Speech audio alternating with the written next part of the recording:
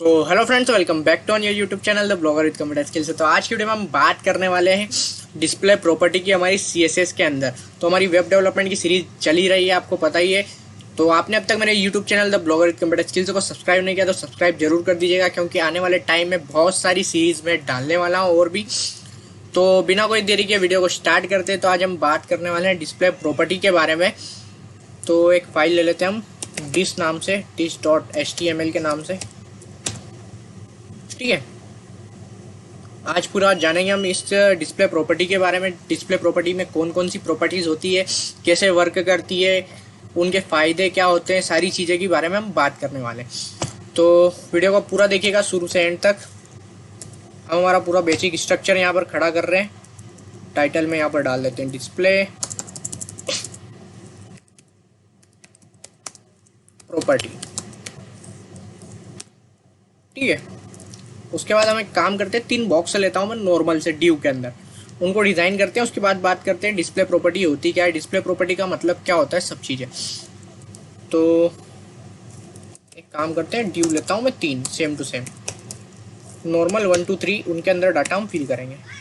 1 div 2 और वहीं हम एक और ले लेंगे डिव 3। ओके, अभी देखते हैं हम हमारे ड्यू को। तो कुछ इस तरह से हमको यहाँ पर दिखेगा। इसको मैं अभी रन कर लेता हूँ, मेरा गो लाइव पर जाकर यहाँ से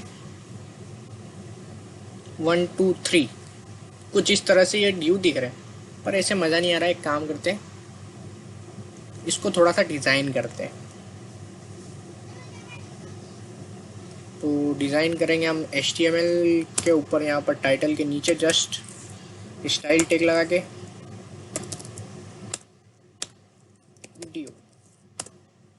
ड्यू को सिलेक्ट कर दो भैया।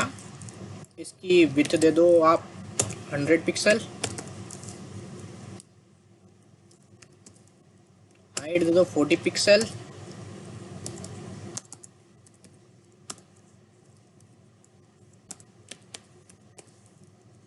और वही बैकग्राउंड कलर आप दे दो जो भी आपको पसंद हो। जैसे मुझे ब्लू वॉलेट पसंद है तो मैं यहाँ पर ब्लू वॉलेट दे देता हूँ। और एक प्रॉपर्टी होती है हमारी, जैसे हम बॉर्डर देते हैं, आउटलाइन भी दे सकते हैं। तो हम यहाँ पर एक आउटलाइन का भी यूज़ कर लेते हैं। तो आउटलाइन को भी सेम बॉर्डर की तरह देते हैं हम, 2px सॉलिड ब्लैक, ठीक है।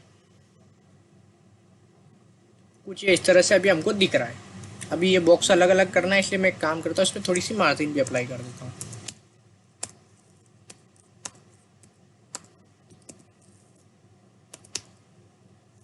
तो मार्जिन दे देते हैं 20 पिक्सल।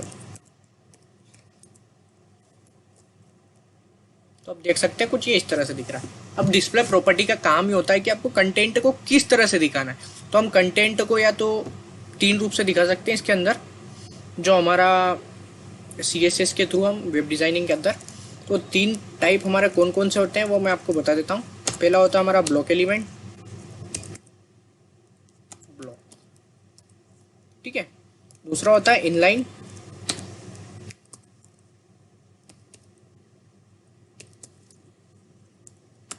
और तीसरा होता है हमारा इनलाइन ब्लॉक,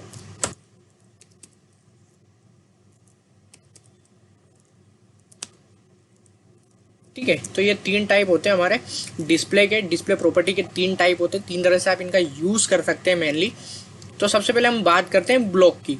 तो ब्लॉक में क्या होता है कि जो हमारा बाय डिफ़ॉल्ट रहता है वो ब्लॉक के उसमें ही रहता है।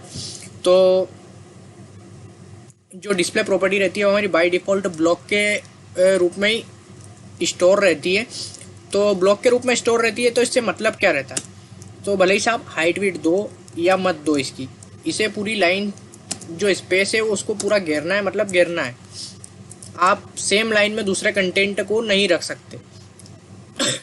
समझ रहे हो, मतलब जो हमारा ब्लॉक एलिमेंट है वो जो ये स्पेस दिख रही है आपको, इस सबको भी एक्यूपायर करके रखता है, मतलब रोक के रखता है।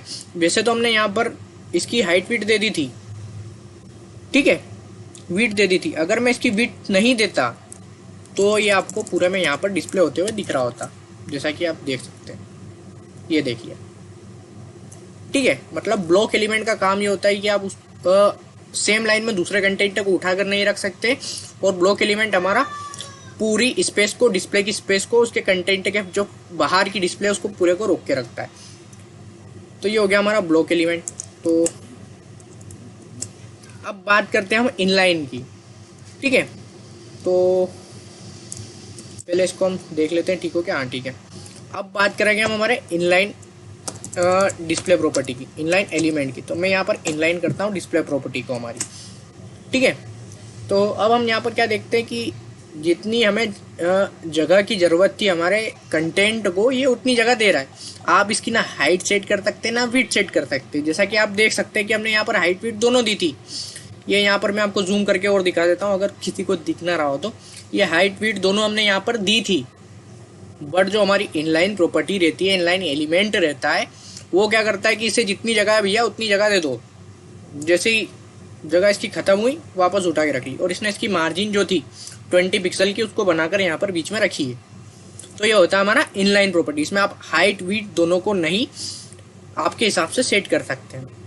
अब बात करते हैं हमारी लास्ट प्रॉपर्टी के बारे में, जो कि बहुत ही इंपॉर्टेंट है और ज़्यादातर यूज भी होती है, जिसका नाम होता है इनलाइन ब्लॉक,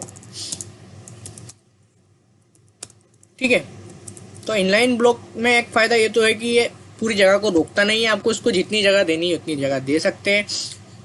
जैसा कि आप स्क्रीन पर अभी देख रहे होंगे कि मैंने यहाँ पर इसको 20 पिक्सल के दिए थे, 100 पिक्सल के 3 बॉक्स से ड्यू बनाए थे, तो उसने उस हिसाब से इनलाइन में कन्वर्ट कर लिया है।